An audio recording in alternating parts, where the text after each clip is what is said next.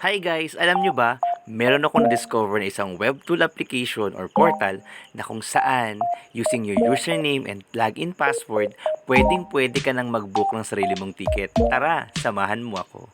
So, for today's video, magbubook ko ng ticket ko because I'm going to Jensen this coming August 9. So, ang gagawin mo lang, click mo lang yung online booking and then search domestic or click domestic. After that, isa-set up mo yung markup mo which is maximum of 500 pesos per pax per way. So, pag round trip siya, meron kang 1,000.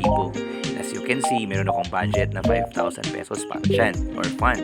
So, then, search ka ng flight. So, since round trip siya, yun yung pipiliin ko. And then, ang pinaka-destination ko is Jensen. So, manggagaling ako sa Manila. So, yun yung origin. So, ang destination natin ay General Santos City. So, ngayon, ilagay mo din syempre kailan ka pupunta. So, kailan yung departure date. So, that would be on August 9. And then, so, yung return flight ko is August 14. So, ayan. So, napaka-user-friendly niya, guys. And then, after that, so, bago ka mag-search, pili ka lang kung ilang packs ba kayo. So, kung may kasama ka bang bata, matanda. So, that's it. So, ako lang naman. So, kaya nag-search na ako. And in general na siya, hindi na ako namili ng airline. So, all na siya. Now, you're going to pick muna. So, yung ticket na papunta. So, depende sa convenient time mo. So, yan na yung price yan mula sa pinakamura hanggang sa pinakamahal. So, I prepared 2:30 ng hapon. So, 2:05 yung aking ticket. Sa return flights ko naman, so pinili ko naman sa hapon. Okay, so 2.5 again yung aking ticket doon. So, in all, ang aking ticket price is 5,142.84 pesos. And guess what? Okay, meron po akong kita dyan na 1,000 piso. Kaya kahit kulang po yung balance ng aking e-cash fund, which is 5,000 lang, so pwede ko yung ma-book. Okay, so ang kailangan lang naman is basic information. Ang galing guys. So kailangan mo lang ng first name mo, middle name mo, last name mo, your age, okay, your birth date, syempre yung gender mo.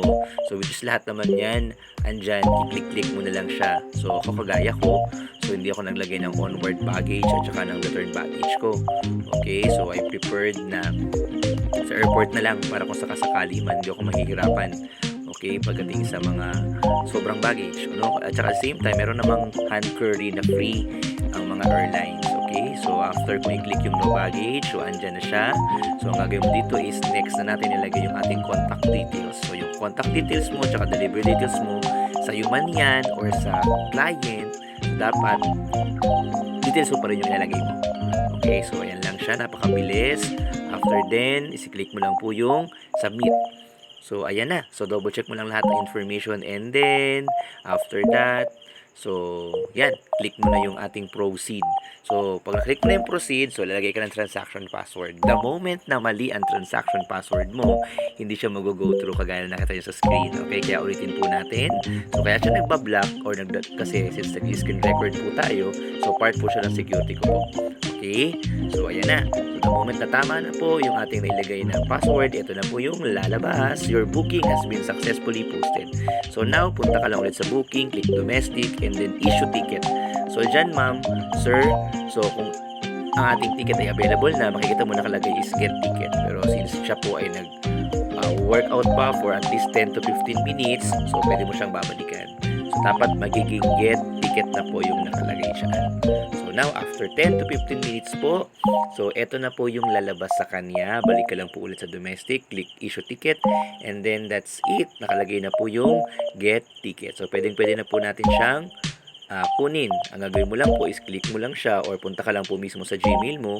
May email po sa'yo. Andun po yung mismong receipt or itinerary. I-click mo lang po yung pinaka-image para mada-download po natin siya through our WPS. And nasa sa'yo na po at sa client kung ipaprint ko ba po siya. Since tayo po ngayon ay paperless na, imagine in just a matter of less than 10 minutes na kapag book ka na, kumita ka pa ng 1,000 pesos. Comment ha kung gusto mo rin to.